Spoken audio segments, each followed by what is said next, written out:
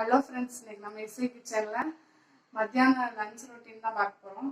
இப்போ நான் சாதம் வடிச்சிட்டேன். அவரைக்காய் புளிக்குழம்பு பண்ண போகிறோம். வாங்க எப்படி செய்யலாம்னு பார்க்கலாம். சட்டி அடுப்பில் வச்சுட்டேன். ஒரு 2 ஸ்பூன் மட்டும் எண்ணெய் ஊற்றிக்கிறேன். அவரைக்காய் வதக்குறதுக்காக லைட்டாக எண்ணெய் ஊற்றி வதக்கிக்கலாம். நான் அவரைக்காய் ஒரு 1/4 கிலோ எடுத்து கழுவி க்ளீன் பண்ணி கட் பண்ணி வச்சுருக்கேன். ஒரு மீடியம் சைஸ் பெரிய வெங்காயம் கட் பண்ணி வச்சுருக்கேன். ஒரு 2 தக்காளி கட் பண்ணி வச்சுருக்கேன். கொஞ்சமாக புளி எடுத்து ஊற வச்சுருக்கிறேன். அஞ்சிருச்சு. அவரைக்காய் போட்டு வதக்கிடலாம். லைட்டாக வதக்கிடலாம்.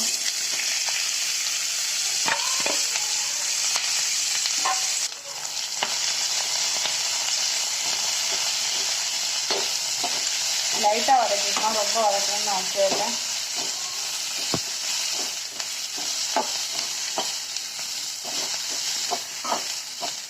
ஒரு 5 நிமிஷம் நல்லா வதக்கிட்டேன். இப்போ இதை எடுத்து வச்சிடலாம். புளிக்குழம்பு கொஞ்சம் எண்ணெய் அதிகமாக இருந்தால் நல்லாயிருக்கும். நான் ஒரு 3 ஸ்பூன் ஊற்றிக்கிறேன்.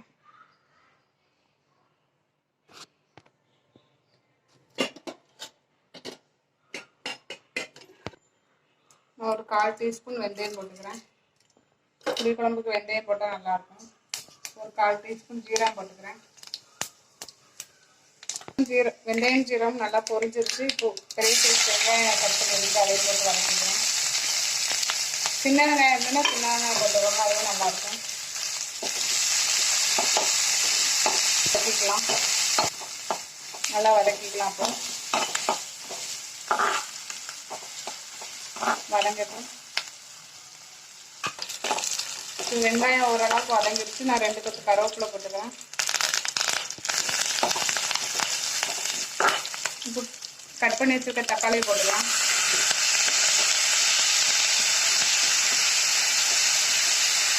இந்த சைடில் கொஞ்சமாக உப்பு போட்டுக்கலாம்.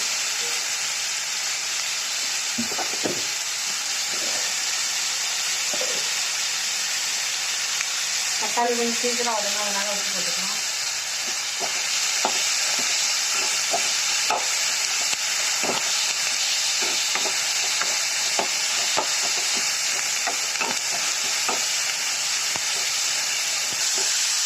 கொஞ்சம் மூடி போட்டு வச்சு வதக்கிக்கலாம். இப்போ கொஞ்சம் நல்லா வதங்கிடுச்சு. இந்த சைடில் மசாலா பொடியெல்லாம் போட்டுக்கலாம். சிம்மில் வச்சுட்டு போடுங்க, இல்லைன்னா கரிஞ்சிடும் மசாலா. 1 டீஸ்பூன் மஞ்சள்தூள் போடுறேன். ஒரு 1/2 டீஸ்பூன் சாம்பார் பொடி போடுறேன். புளிக்குழம்புக்கு சாம்பார் பொடி போட்டால் நல்லாயிருக்கும். உங்கள் காரத்துக்கு ஏற்ப மிளகாய் பொடி போட்டுக்கோங்க. நான் ஒரு ஸ்பூன் போடுறேன். மல்லித்தூள் 1 ஸ்பூன் போடுறேன். இப்போ நல்லா கிண்டி விட்டுக்கலாம்.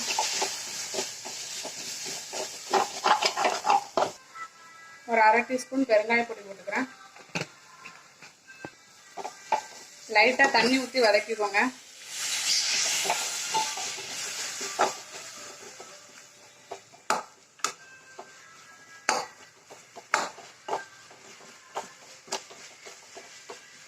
இந்த அளவு கொஞ்சம் வதக்கினதுக்கப்புறம் நம்ம வதக்கி வச்சிருக்க அவரைக்காவை போட்டு கிண்டிக்கலாம். நல்லா கிண்டி விட்டுக்கலாம்.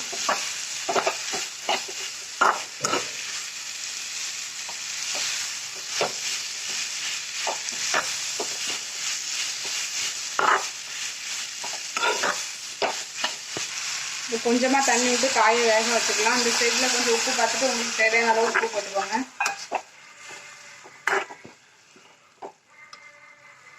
நல்லா கொதிச்சு வரட்டும். அதுக்கப்புறம் புளி தண்ணி ஊற்றிக்கலாம்.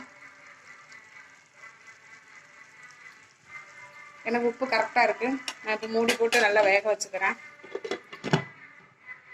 ஒரு 3/4 முறை தேங்காய் எடுத்துருக்கிறேன். இப்போ இதை அரைச்சி எடுத்துக்கலாம்.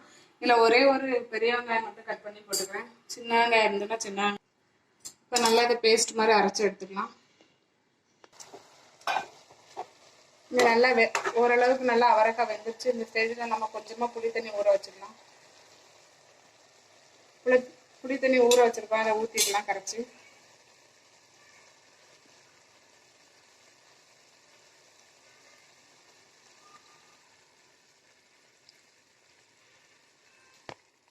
புளி தண்ணி கரைச்சி ஊற்றியாச்சு.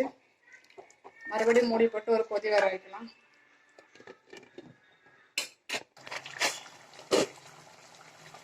தேங்காய் நல்லா மைய அரைச்சிட்டு வந்தாச்சு. தேங்காய் போட்டுக்கலாம்.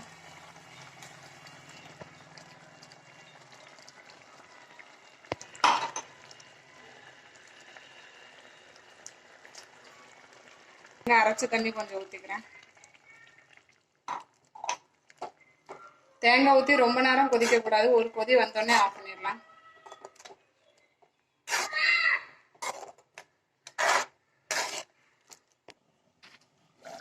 தேங்காய் ஊற்றி நல்லா ஒரு கொதி வந்துருச்சு. இந்த ஸ்டேஜில் ஆஃப் பண்ணிடலாம்.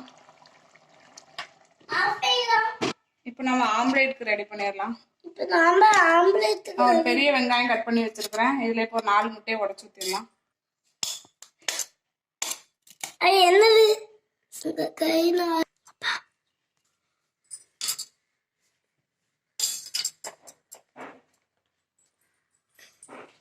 இப்போ தேவையான அளவு உப்பு போட்டுக்கலாம்.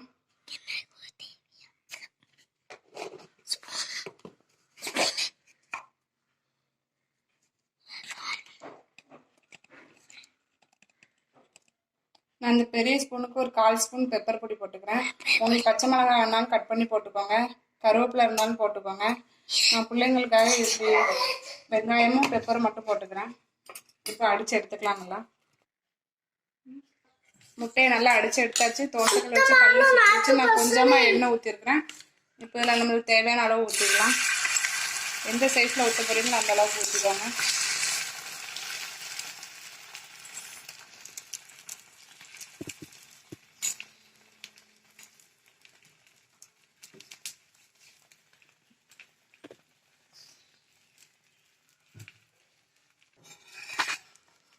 திருப்பி போட்டுடலாம்.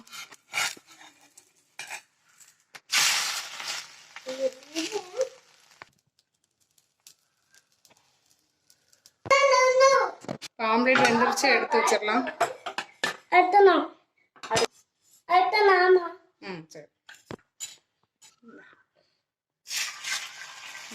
சரி போடுங்க.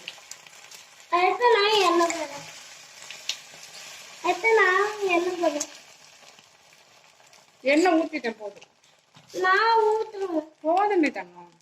சரி கொண்ட ஊத்து. சுத்தமான நாட்டு பசுனை.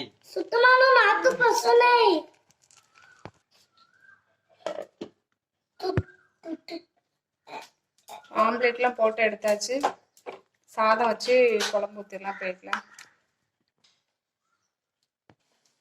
இப்போ நம்ம சுவையான ஈஸியான மத்தியான சாப்பாடு ரெடி ஆயிடுச்சு. ஒரு புளிக்குழம்பும் ஆம்லேட்டும் போதும். இந்த வீடியோ உங்களுக்கு பிடிச்சிருந்தா லைக் பண்ணுங்க, கமெண்ட் பண்ணுங்க, ஷேர் பண்ணுங்க, மறக்காம சப்ஸ்கிரைப் பண்ணிருங்க. தேங்க்யூ. நம்ம சுவையான மத்தியான சாப்பாடு ரெடி ஆயிடுச்சு. ரொம்ப ஈஸியா சிம்பிளா முடிச்சாச்சு. அவரைக்காய் புளிக்குழம்பு, ஒரு ஆம்லேட், இவ்வளவுதான். இந்த வீடியோ உங்களுக்கு பிடிச்சிருந்தா லைக் பண்ணுங்க, கமெண்ட் பண்ணுங்க, ஷேர் பண்ணுங்க, மறக்காம சப்ஸ்கிரைப் பண்ணிருங்க.